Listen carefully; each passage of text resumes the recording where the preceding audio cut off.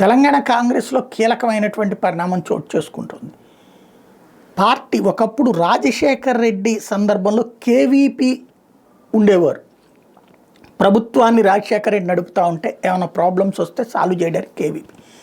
అట్లాగే పార్టీ పరమైనటువంటి ప్రాబ్లమ్స్ వచ్చినా సాల్వ్ చేయడానికి కేవీపీ పీసీసీ చీఫ్తో ఎప్పటికప్పుడు సమన్వయం చేసుకుంటారు. అది డిఎస్ ఉన్నా, కేకే ఉన్నా, మరొకరున్నా. అట్లాగే ఒక వ్యూహాత్మకంగా వ్యవహరిస్తూ వచ్చారు. ఇప్పుడు ఆ లోటు కనిపిస్తోంది.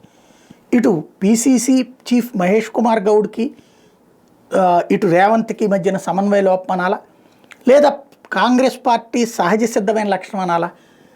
త్వరలో స్థానిక సంస్థల ఎన్నికలు జరగాల్సినటువంటి ఖమ్మం జిల్లాలో పొంగులేటి వర్గానికి బట్టి వర్గానికి మధ్యన గాంధీ భవన్ సాక్షిగా జరిగినటువంటి కొట్లాట, తన్నులాట అనాలి, ఓపెన్గా కొట్టుకోవడం అన్నటువంటి.